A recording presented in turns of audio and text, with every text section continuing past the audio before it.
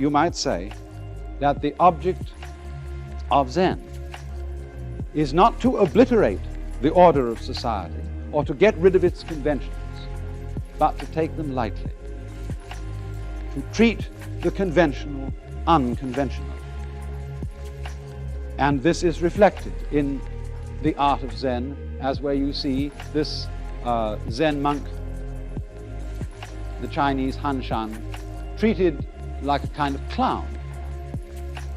Or again in such a painting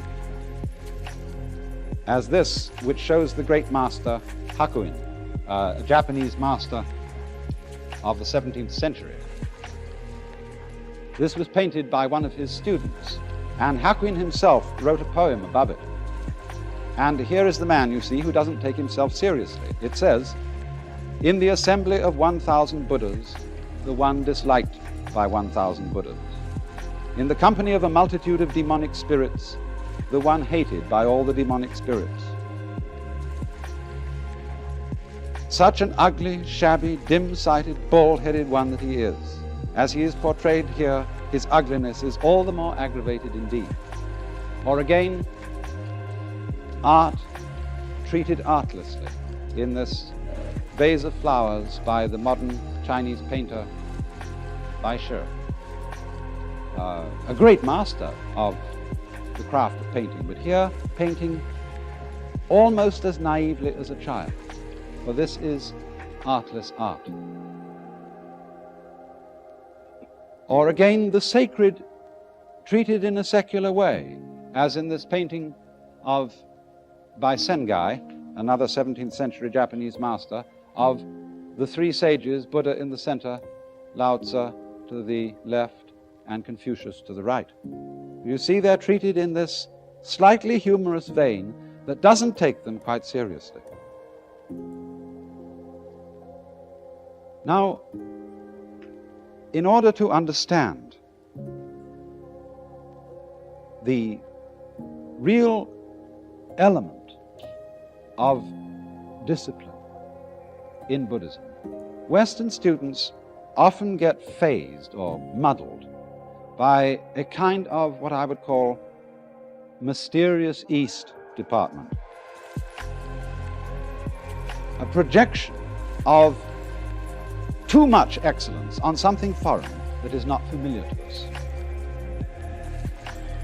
And this occurs particularly among people who think of Buddhist practices as producing all kinds of fantastically miraculous and psychic powers, and who think that if they go to Japan to study Zen, they're going to come back converted from human beings into Supermen. Even, of course, in popular superstition in Asia itself, Buddhism is sometimes regarded in this way. But really, it's a very natural thing, and we shouldn't be taken in by that. And when we see works of art such as this, we sometimes have difficulty in judging what kind of excellence is in them, what difference there is between formal art on the one hand and Zen art on the other, because we are so with these productions. We belong to a foreign culture. Now let's take an example of a certain piece of calligraphy. I'm showing you now an informal piece of Zen calligraphy by a very great Chinese master. We, of course, can't read it. It doesn't mean anything to us, and therefore it seems to be nothing more than just lines on paper, rather interestingly and dynamically drawn. But now this might be compared with another piece of calligraphy, which I'm showing you here. This, like the one done by the Chinese master, is also written by someone to whom the written forms have been familiar all his life. He's practiced them again and again and again, and he's written them in the same kind of cursive, running, informal style. But you see, here it is. The moon and the water, written in English with the brush, with the same amount of fundamental practice involved in forming the letters that anybody goes through in China or Japan to learn to write.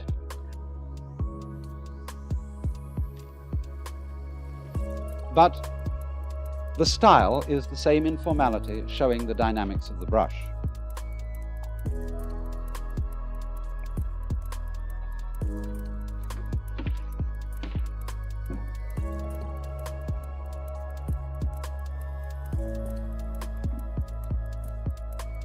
So you see, a great part of the discipline of Zen is simply the discipline of Far Eastern culture, whether it be the way of life, such as the moral and ritual principles of Confucianism, whether it be the art of painting, or of writing, or of gardening, or whatever it may be. Zen is something that exists in relation to and is manifested through the ordinary cultural disciplines of the Far East.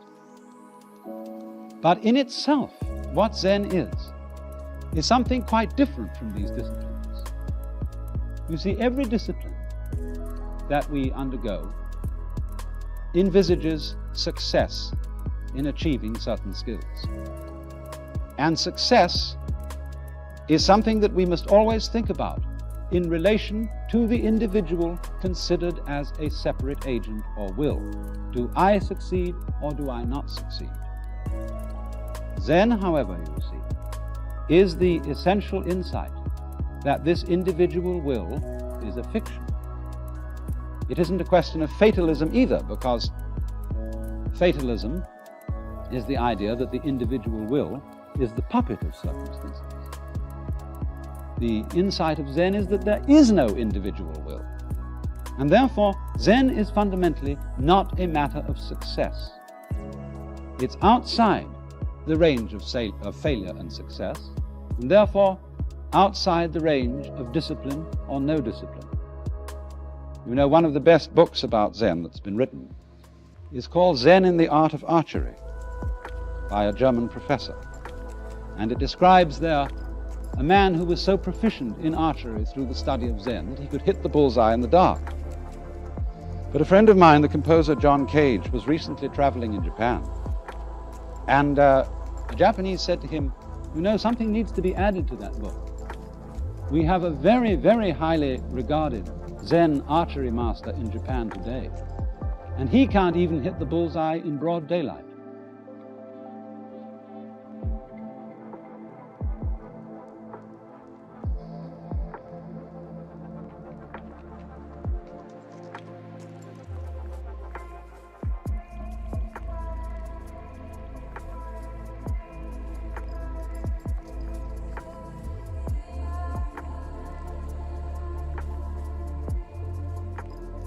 Why didn't I ever see that before?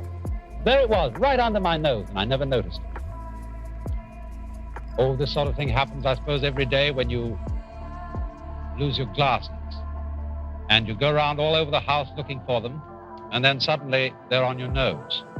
Or you've lost your handbag, and there it is over your shoulder. There's an old story about an Indian king who one day woke up in the morning, turned to his bedside, looked at himself in the mirror. He had a mirror like this. You know, these old bronze mirrors, which used to be polished on one side and then had a design of some kind on the other. And here he was with the mirror beside his bed, and he was kind of bleary-eyed in the morning, and he picked it up and looked into the wrong side. And he said, "Where's my head? I've lost it." And he summoned all his attendants and started running around all over his apartment looking for his head. And when the attendants arrived, they said, "But Your Majesty, O King, live forever. It's still on your shoulders. You looked in the wrong side of the mirror." And that story is told as an illustration of what is, after all, the greatest theme of Indian philosophy: the recollection or remembering of something that mankind as a whole seems to have forgotten. I was talking a moment ago about great discoveries of benefit to the human race, how there are things that might have been obvious all the time. Supposing there was a very greatest discovery, something that would really set the heart of man at peace. And it's the most obvious thing there is, and nobody is noticing it at all, what might it be? Well, when in Indian philosophy it is said that the objective of the whole thing is remembering or recollecting something that has been forgotten, what is that? It means remembering who or what we really are. Well, of course, if we say, well, who am I? We say, well, I'm I. I'm a person. Well, what is a person? Here is a person. A person is originally an actor's mask, whether for an ordinary dramatic performance or a ritual performance. And in the Greco-Roman world, these masks were called persona. For the word persona means that through which there comes sound. And those old masks, as they were made for the Greco-Roman stage, had mouthpieces that were shaped like a megaphone, rather wide mouths. And so, because those mouths emphasized the sound, persona became the name for a mask. And this use of the word still survives when you look in the title pages of a play and you see a list called Dramatis Personae, the persons of the drama. Because this was originally a list of the masks that the actors were going to wear. And so isn't it strange that the word person, which originally meant a mask, has come to mean what we really and truly feel ourselves to be. And this is perhaps a very, very significant confusion. For after all, what one is as a person, that is to say, as a mask, as a part in a play, is what we nowadays call one's role. And we are such, aren't we, that we very much depend for our personal security and our social security. We very much tend to fix upon and identify ourselves with certain roles. Now, I think one of the best illustrations of this is when you go to a party and you're meeting a lot of strange people. When your hostess introduces you to each other, she always gives some little indication in her introduction so that another person can identify your role. She says, oh, I do want you to meet Mr. Smith. Mr. Smith is a painter. I do want you to meet Mr. Jones. Mr. Jones is a banker. And so Mr. Smith and Mr. Jones know who they are. But what they know is not exactly who they really are. They know what roles they play in society. And by knowing their roles, they are able to converse with each other without difficulty. You have, in other words, a starting point for conversation. Oh, it may be something so trivial. Oh, I do want you to meet Mrs. Dokes because she comes from your home state. And then immediately the conversation can begin quite easily, talking about one's hometown or home state. And in this way, you know, you can talk with people without ever really meeting them. By identifying clearly with your role and playing your part, or I mean, it may be some other part than banker or doctor or lawyer. It may be regular guy or buffoon or bohemian or whatever sort of role one identifies oneself with. By playing this part, you can completely conceal yourself from other people. You know, the only people who don't really need these role keys in meeting each other are children. A child has no embarrassment in going straight up to you and saying, oh, what a pretty face you have. Or isn't that a funny nose you've got? He can go right into conversation without having to meet your persona, your front, your mask. And that is, of course, why great philosophers and sages have always admired children and have in that respect tried to emulate them. So then, society encourages us, not only modern society but ancient society, have encouraged the individual to identify himself with a consistent role and to play his part consistently. In other words, we all find that the moment in which we really make fools of ourselves, when something goes wrong, is when we act out of role. In other words, my role at the moment is being a speaker on television and talking to you. And I would be considered to flub the show if suddenly I acted out of role and did something that simply speakers don't do. And if I did this unintentionally, I would feel embarrassed because my role had slipped. Now, in Indian society, the roles that people play are what we now know as their castes. In old Indian society, there were 4 principal castes: the priests, the warriors and rulers, the merchants, and the laborers. Rather much as in medieval European society, there were lords spiritual, lords temporal, commons, and serfs. And then within each one of these caste groups, there were many subdivisions corresponding to the various vocations that people adopted. But Indian society contains an interesting custom, an interesting tradition.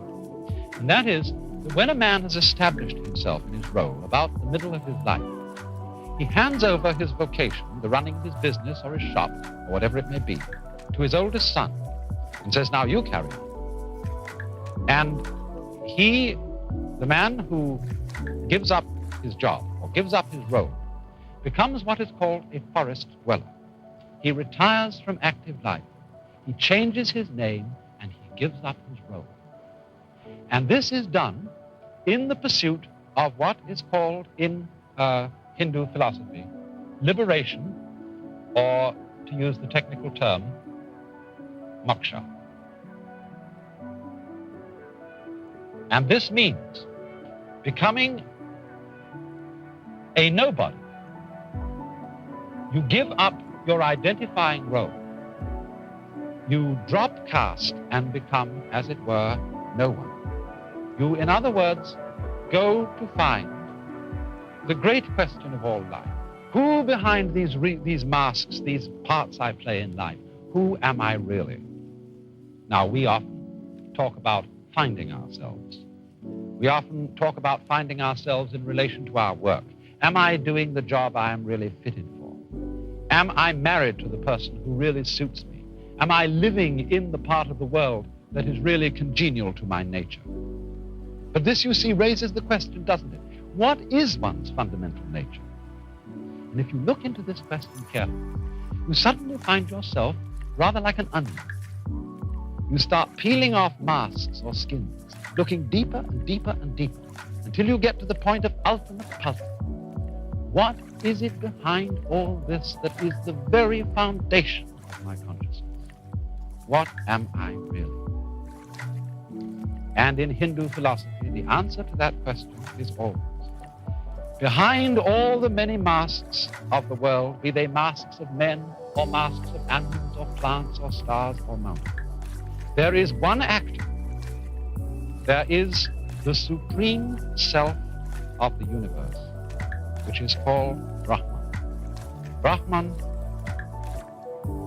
in its personal form, Brahma, but Brahman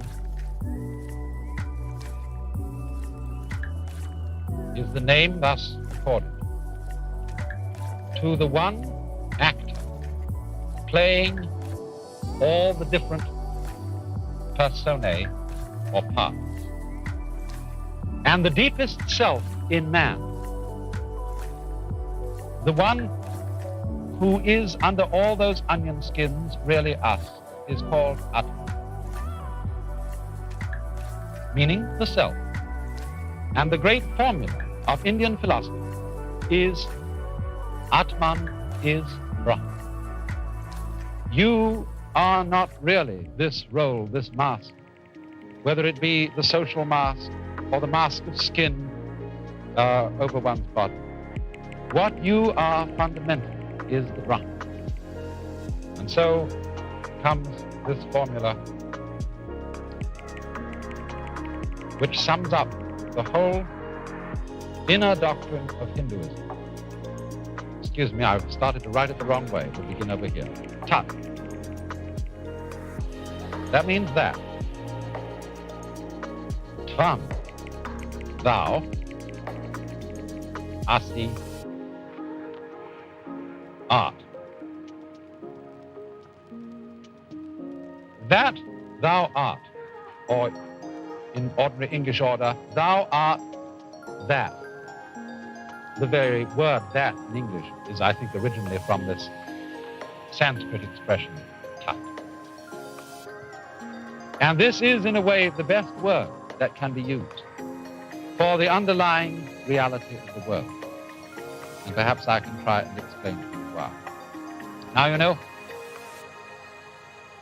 when I was in my teens, I first became interested in this.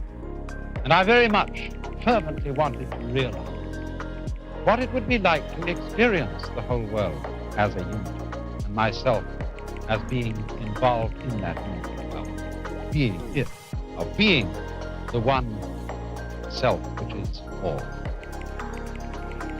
And at first I thought, well, I suppose this is a state of consciousness which, if one realized, all the distinctions and outlines of things would disappear. The whole world would kind of go blah into a great sea of cosmic jello like this. Or else, I thought perhaps that it wouldn't be quite like that, but maybe everything would become suffused with a kind of omnipresent interior light, something like this. And, but I couldn't make it happen that way. And you know, it was strange. There was one thing in my experience, I was living in London in those days, which really stuck in my craw. One thing that I just couldn't make disappear into this jello or this infinite continuum of the one ultimate reality, the true self behind everything. And that happened to be a London taxi cab. I wonder if you've ever seen a London taxi cab. They used to look like this.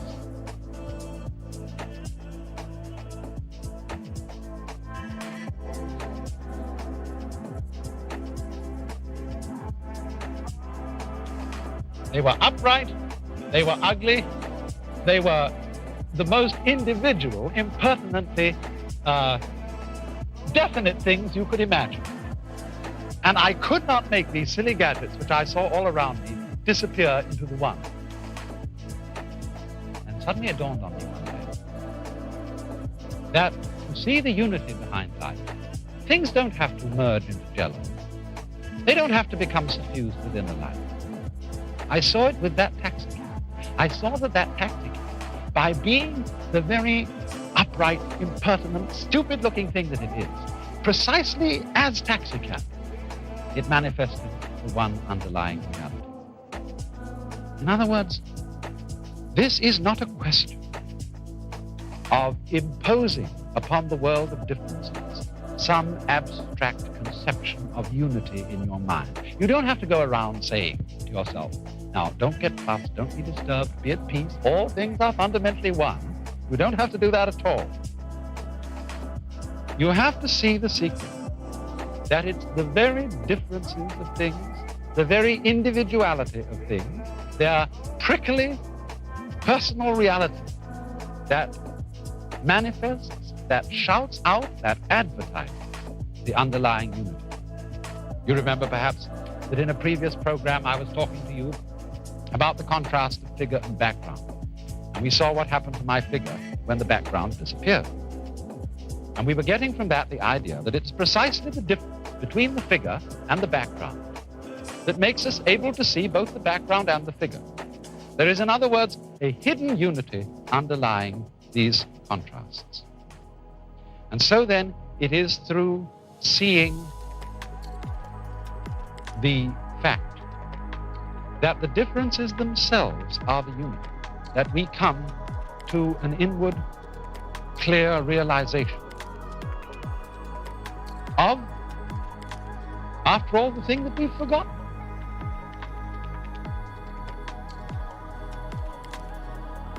Because going about our everyday tasks involves constantly focusing on the details. Focusing on the contrasts and the differences between them. So in this absorption, in dealing with difference aspect of the world, We simply forget, we overlook the unity aspect of the world, which the very differences so clearly proclaim. So then, if we know that the differences reveal the unity, then we see that what we really are is tat, that, it. So what? Does it make any difference? Does it make anybody any happier to understand that behind all the differences of life is the unity which each one of us is? Well, it does, doesn't it, in this way? If you really know this, you come to a point where nothing can faze you. For you know that you aren't anymore just the fragmented individual. You know that what you are deep down at the very center is something beyond time and change, the eternal Atman, the self of the world. Now, of course, that just doesn't mean that you become, insensitive. It doesn't mean that you go beyond human emotions, that you're no longer ever afraid, no longer sad, no longer loving other people because you see it's all one, so it doesn't make any difference. It's not like that. In Buddhism, they say, our object is not to make stone Buddhas, but living Buddhas. A stone Buddha is a symbol of what we might call an ultra-stoic, a person who so represses his fears and his emotions that he doesn't have any left. And they say, well, if that's your idea of a sage, a rock will do just as well. It doesn't mean that. It means rather that you're no longer afraid of being afraid. You're no longer afraid of grief, of pain, of being sensitive. You're no longer afraid, in other words, to go into life with total cess. In other words, when we say you're not fazed by anything, it means you don't block. Blocking, you know, is always difficult to overcome. Just about the time of year when we have to do a lot of figuring, say, to work out our income tax.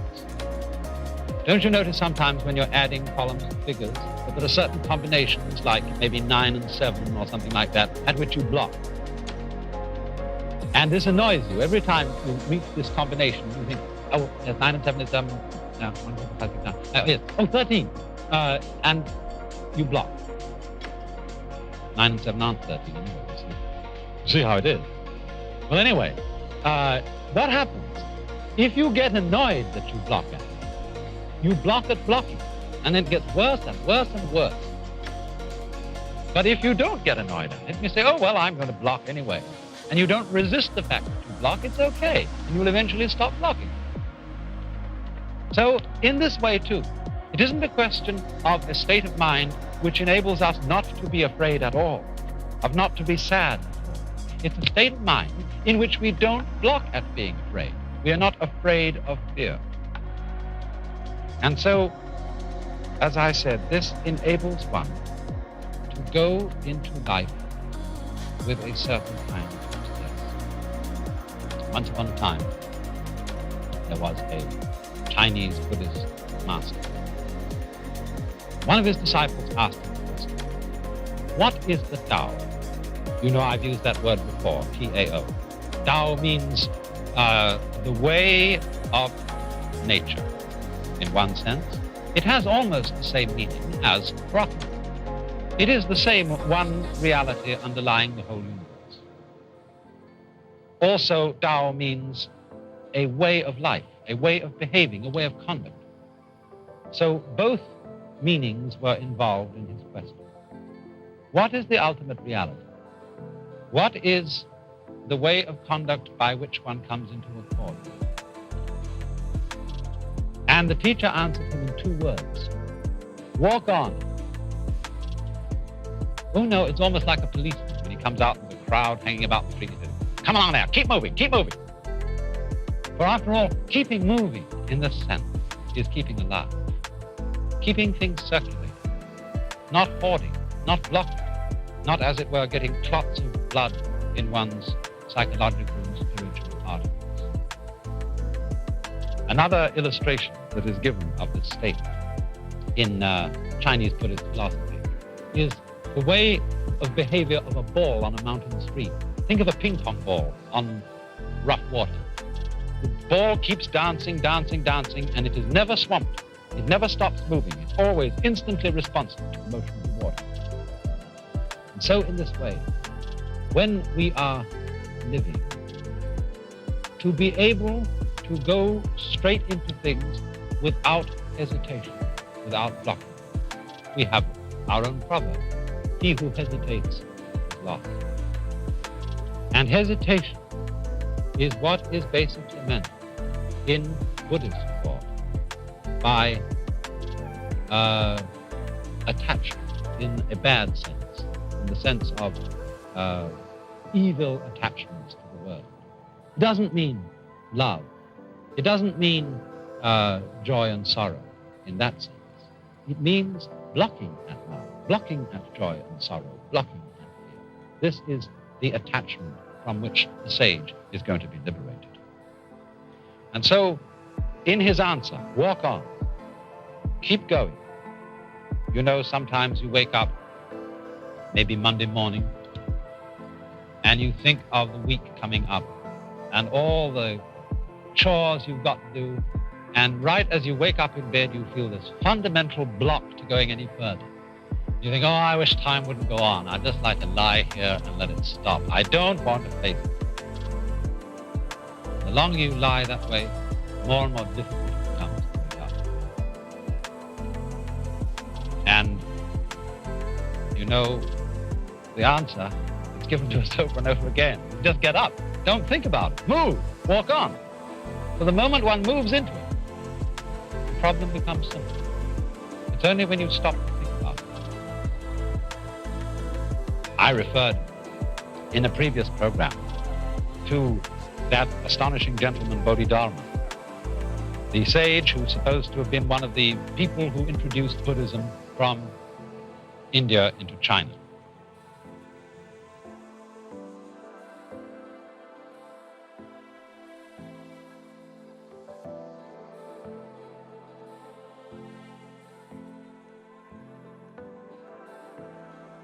You know, it's not surprising that in this day and age, the most up-to-date and respectable form of academic philosophy taught in our universities is what is called logical analysis. A logical analyst, you know, is the kind of fellow who, the moment you say something, you hardly get a word out of your mouth before he says, now, just precisely what do you mean by that? You can't take a step of the way in unfolding a proposition, or a thesis, or an idea without his going minutely into the meaning of each word that you say. And as a result of this sort of technique, most logical analysts have come to the conclusion that the problems that have been discussed by philosophers for several thousand years are mostly meaningless problems. Because when you look very precisely at the form of words in which they're stated, and you analyze each word bit by bit, you come to the conclusion that it didn't really mean anything. But I think there's a profound fallacy in this, because it's based on the assumption that the meaning of words is supposed to be precise. But unfortunately for this sort of approach to things, we're living in a world which isn't precise, where nature, on the whole, is extraordinarily vague. I mean, it would be very nice for purposes of precise calculation if the Earth, in its orbit around the Sun, went round in a neat 360 days. But it doesn't. It goes round in 365 and some wretched fraction. Everything's a little odd. Everything's a little off-center. For example, how are we to decide exactly when now is? You know, when is now? If I look at my watch and take a good look at the second hand to find out exactly when now is, well, that second hand I can see it, so it must have some size. So let's take out a magnifying glass. Then it appears that the thing that marks now looks about so wide. And then, well, let's draw it a bit finer, and draw it a bit finer. We never seem to be able to get to the end of analyzing. Now, you see, it's fuzzy. It's vague. It's like the field of vision which you have in front of your eyes. You can see clearly in the middle, but going out to the sides, things get a little bit blurred. Or where exactly does the head stop and the neck begin? Is it here? Is it here? Is it here? We can't really decide. The only way to be perfectly clear about where the head stops and the neck begins is to chop off the head. Then you've got a neat dividing line. In other words, the whole process of analysis is a process of chopping, of cutting apart, of approaching nature with a knife, with a dividing line, a scalpel. And although there is most definitely a place in life for precision, for clear distinctions, for the attitude of the knife, this kind of thing can be enormously overdone. And if one approaches the poet, I remember a cartoon once I saw in a newspaper, showed Shakespeare walking on the clouds of immortality, holding his head in his hand. He was being pursued by a pedestrian little man wearing a cap and gown, saying, "Mr. Shakespeare, your use of the conjunction if." And one knows all too well a certain style of personality which likes to be precise. The sort of person who always in his opinions and attitudes seems to be using his thought as a means of tearing other people to pieces. Isn't it wonderful to be equipped with a rigorous philosophical method that can tear all fuzzy thinking to shreds? You know, the kind of person who says, "I don't like fuzziness. I like to be definite, clear, and meticulous." You always feel that person has got his knife in his life. Or sometimes you meet among scientists, the sort of person who likes to talk about brute facts. Why must facts be brute? Hard and clear facts. Aren't there also facts that are soft and vague? But you see, that kind of attitude represents and in a way caricatures something that is on the whole rather characteristic of the total attitude of Western civilization to the environment. You know, one of the first things that Oriental peoples notice about us so-called white people is our noses. After all, the bridge of a Chinese nose is rather flat. Same with Negroes. When they see us Caucasians for the first time, what they notice about us is this nose that goes out like this and seems to be prodding into everything, and the deep-set eyes with a fixed stare. And if you look at old Japanese screens which show what we call caricatures, but what they thought were fairly good representations of the first Western people they saw, they look like Tenjin or goblins because of their long noses. For it seems that this Western man has this prodder out in front of him, which is into everything. He can't leave anything alone. And although, as I say, there is a place for precision, nevertheless a fundamentally hostile, cutting up attitude to life gives us dead knowledge instead of living knowledge.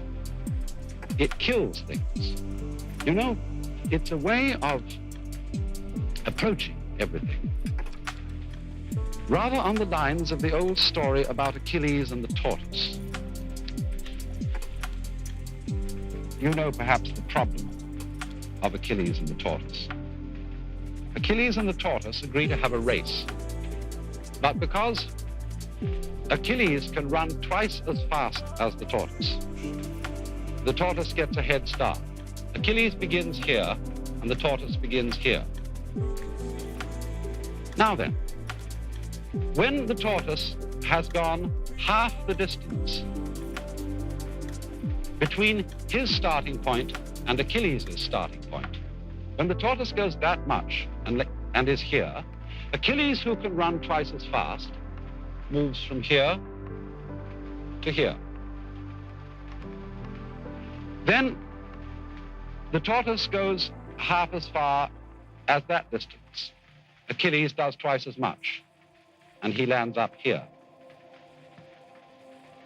And then the tortoise goes half as far as he went again and lands up here. Achilles does twice as much, and he's here. And so the tortoise goes half as far again, and Achilles does twice as much, and he lands up here. And notice, you see, Achilles is still behind the tortoise. And the next time, the tortoise will go half as much as that, and Achilles will come up to here. And we shall go on doing this, thinking about smaller and smaller and smaller intervals. And as a result of this, Achilles will never overtake the tortoise. Now, of course, in actual life, Achilles jolly well does overtake the tortoise and goes right by him. But why this is a problem is it is a way of thinking about the situation that is infinitely and indefinitely analytical. It doesn't, as it were, let life go on, but it stops to analyze the whole business. It breaks it down into minuter and minuter and minuter quantities, so that the whole thing is delayed. The whole situation is, as it were, stopped and killed. And this will always happen whenever we get into the bind, the rut of trying to think too precisely. And it's for this reason that the Taoist, and I think also the Confucian philosophers of China, are very mistrustful of logic chopping, of being too analytical about the meaning of words. Let's take, for example, a word that is absolutely fundamental to Chinese thought, a word which I've used a great deal in this program. Tao. You know this is in English, spelled this way. Tao in Chinese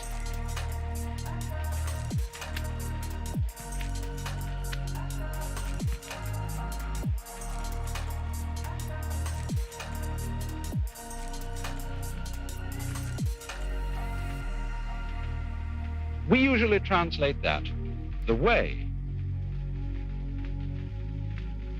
of nature, the way of things. But that's only one of its many meanings.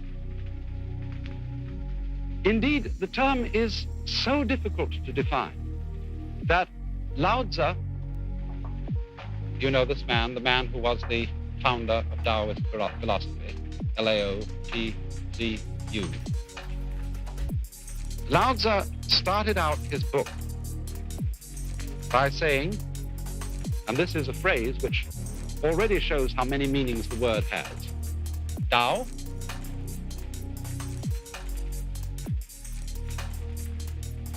which can be Tao, but here the word means spoken. It has that double meaning. The Tao, which can be spoken, is not.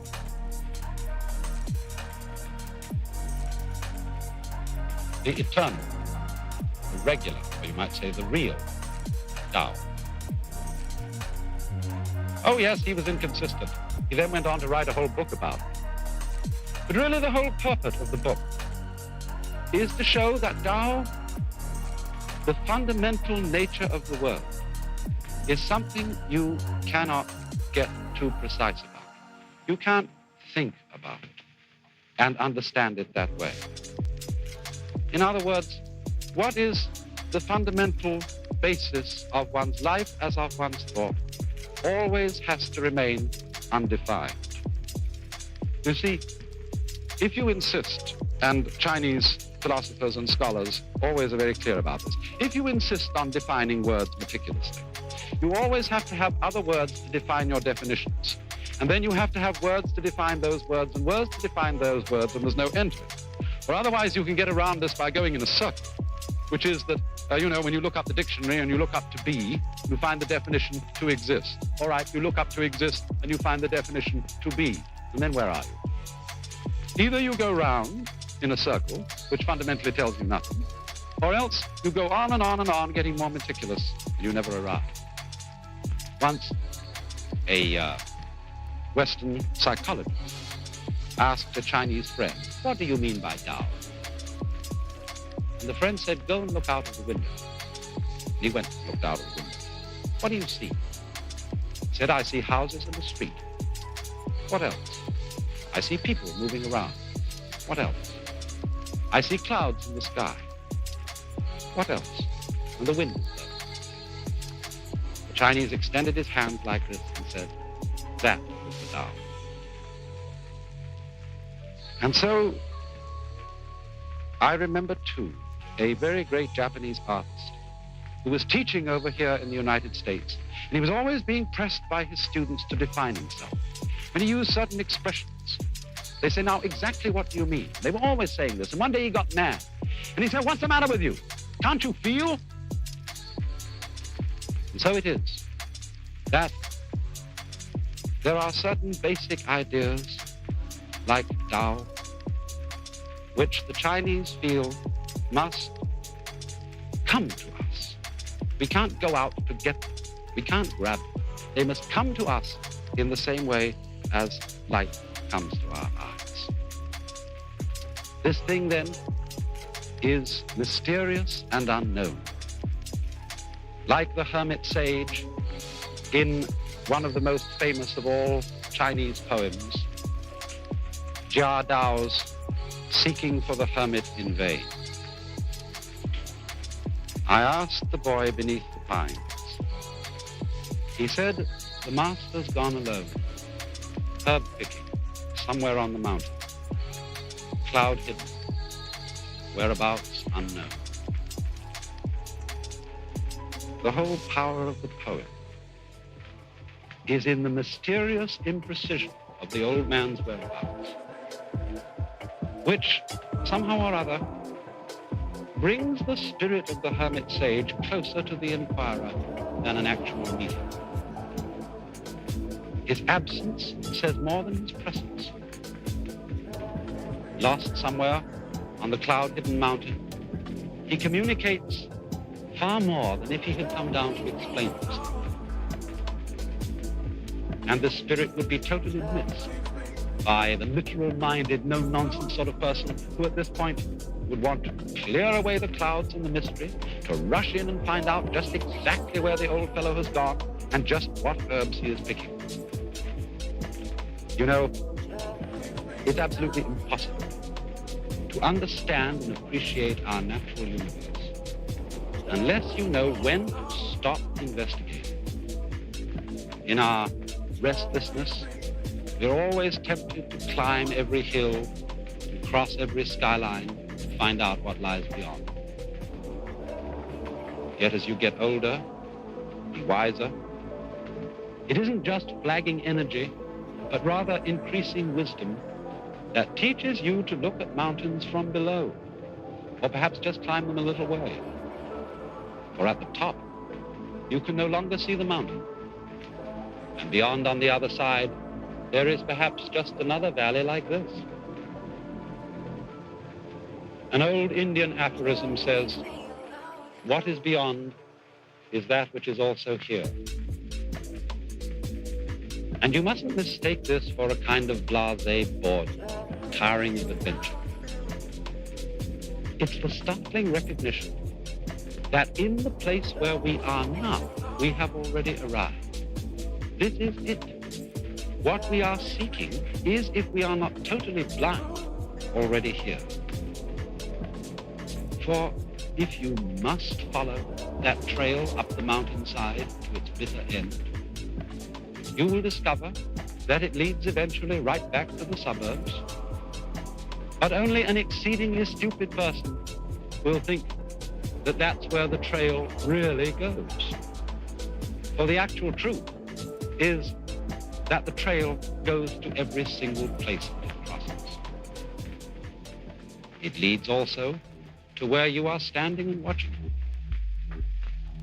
Watching it vanish into the hills, you are already in the true beyond to which it leads. Many a time, I have had intense delight in listening to some hidden waterfall in a mountain canyon.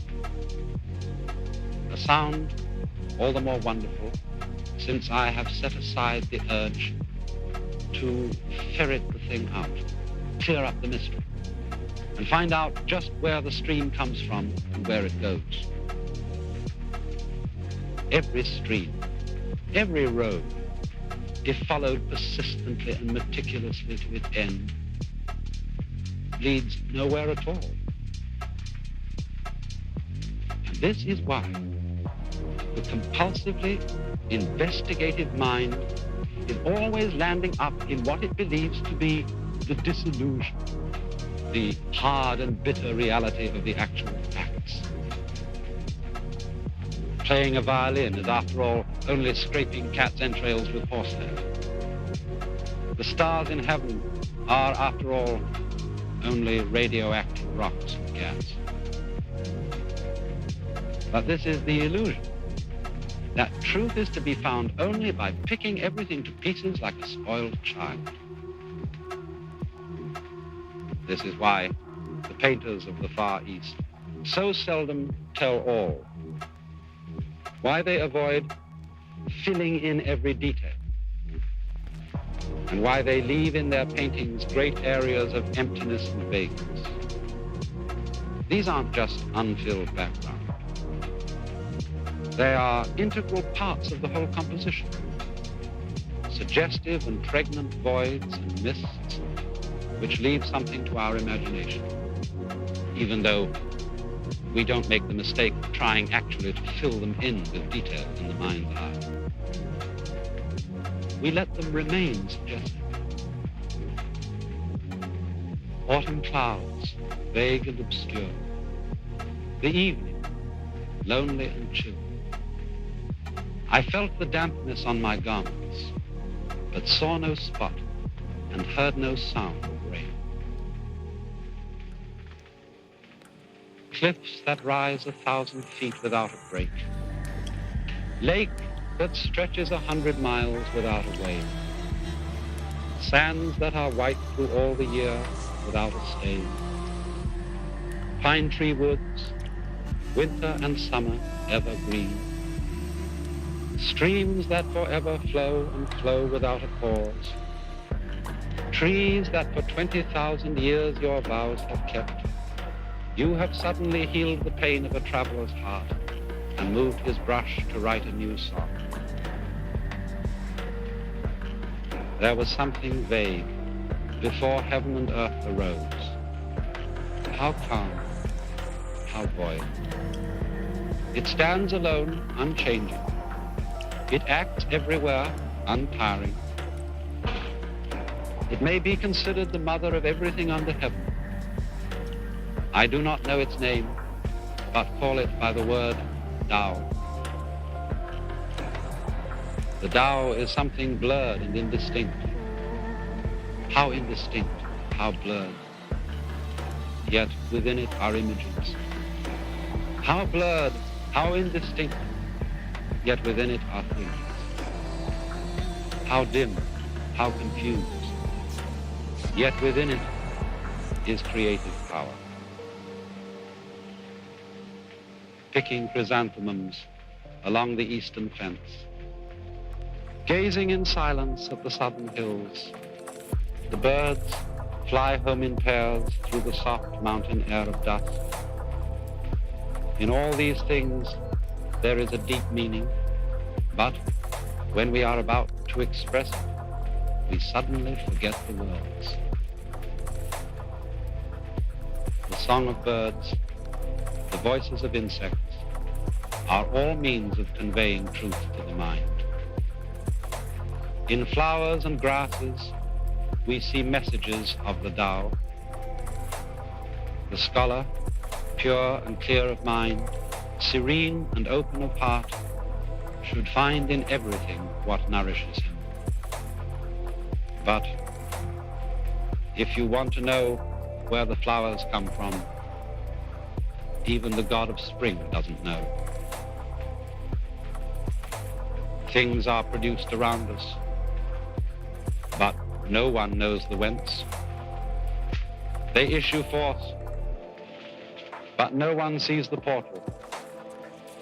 Men, one and all, value that part of knowledge which is known. They do not know how to avail themselves of the unknown in order to reach knowledge. Is not this misguided? But it isn't by pushing relentlessly and aggressively beyond those hills that we discover this unknown and persuade nature to disclose her secrets. What is beyond, that is also here. Any place where we are may be considered the center of the universe. Anywhere that we stand can be considered the destination of our journey. But we have to be receptive and open. We have, in other words, to do what Lao Tzu advised when he said, while being a man, yet one should also preserve a certain femininity, and thereby one will become a channel for the whole universe. You know, that's one of the things which I believe in our culture of the West is submerged. The feminine values are despised values. And we find typically among men a strange kind of reluctance to be anything but a man. A kind of anxiety to be 100% male. And that's a kind of monster. A man who is 100% male, 100% tough guy, is a sort of human mollusk who has no softness and no sensitivity. And indeed, it's a common psychological observation that people who are constantly anxious to prove their masculinity, who are scared to death of being sissy, of being weak, of being unaggressive, those are the very people who have doubts about their own masculinity, who are not really sure of it. And so, there is a tremendous necessity for us to value alongside, as it were, the aggressive masculine element symbolized by the sword, the receptive feminine element symbolized perhaps by the open flower. For after all, our human senses are not knives, they're not hooks, they are the soft ball of the eye, the delicate drum of the ear, the soft skin on the tips of the fingers and on the body. It is through these delicate, receptive things that we basically receive our knowledge of the world. And therefore it is through a kind of weakness and softness that it is possible for knowledge to come to us. So, putting it in another way, we have to come to terms with nature by wooing her rather than fighting her. Not just putting nature at the so-called distance of objectivity as if she were an enemy to be shot, but something rather to be known by embrace, like a beloved wife. For you see, what does one really want to know about it? Does one rather want to manage the whole thing?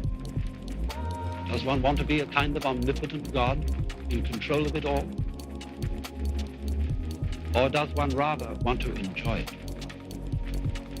One cannot, after all, enjoy what you are all the time anxious about controlling. One of the nice things about one's own body is you don't have to think about it all the time. If you had, when you woke up in the morning, think about every detail of your circulation, you'd never get to the day. As was well said, the mystery of life is not a problem to be solved, but a reality to be experienced.